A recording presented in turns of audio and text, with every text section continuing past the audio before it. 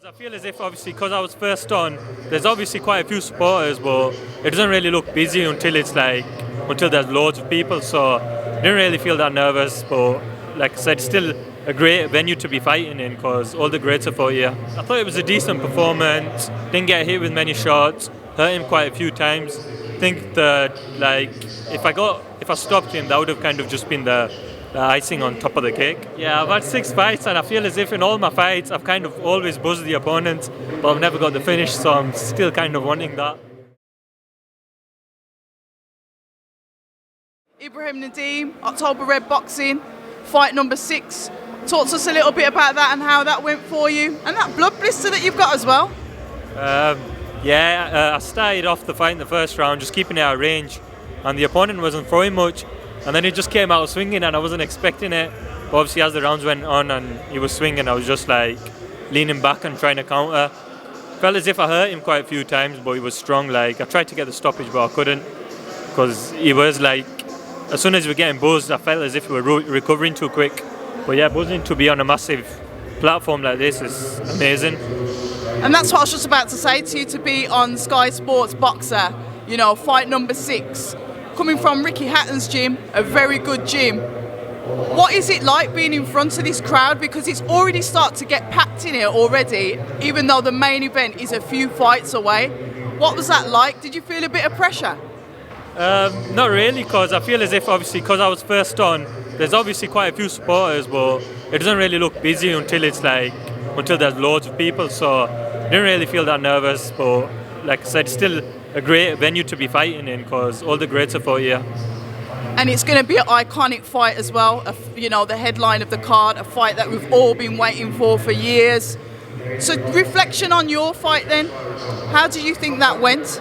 I thought it was a decent performance, didn't get hit with many shots, hurt him quite a few times. I think that if I stopped him, that would have kind of just been the icing on top of the cake.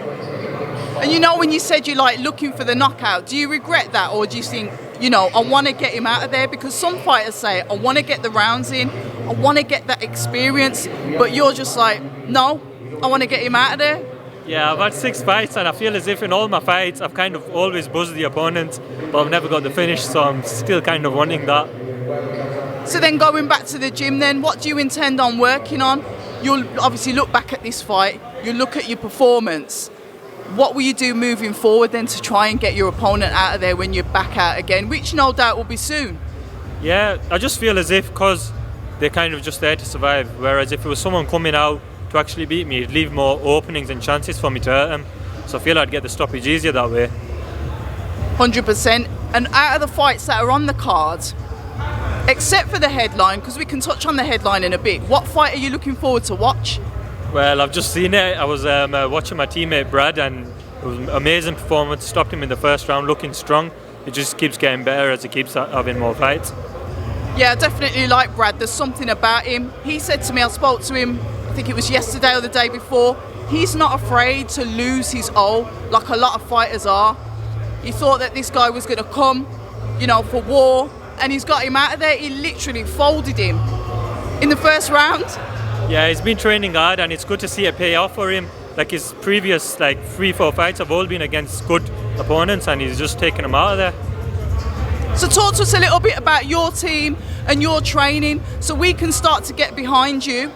So I train with Ricky Hattons and Blaine, and obviously everyone knows Ricky Hattons and he's got great experience because he's been obviously at this stage and much more beyond. So he's got experience you can't really buy. So when he's telling you something, you kind of just have to listen because he's right. Can't really argue with him. Seems like he's got quite a strong stable. Oh, we got it. We're gonna need the light. It's all right. Priorities. So we talk about the stable. I know Chloe Watson's in the same stable, isn't she? Yeah, she is. She's an amazing boxer. Even in amateurs, she's won a lot of things, part of GB, and I think she'll be an amazing professional as well. And finally, before I let you go, I want to say congratulations on your performance. But the headline, the main card, who are you going for and why? Well, I was going with Khan, but I saw the weigh-in yesterday. I was thinking Brook looked quite comfortable, but I don't know. I'll still go with Khan just because he looked at that like little bit more comfortable. Like it's like he didn't kill himself to make it. You could see like he had that bit more of meat on him, whereas with Kell Brook he looked really like down to the bone. So yeah, I'll still go with Khan. And how can we get in contact with you? How can we find you on social media? On Instagram it's Ibrahim.Nadim. Facebook is just my name, Ibrahim Nadim. Twitter, Ibrahim Nadim. Thank you so much for your time, Ibrahim. October Red Boxing, all the best, and we look forward to seeing you out again soon. Hi, and thank you for watching October Red Boxing. Like, subscribe, and tap the bell for notifications. You can also find us on Instagram at October Red Boxing and on Twitter, October Red UK. And remember, at October Red, we stay ready.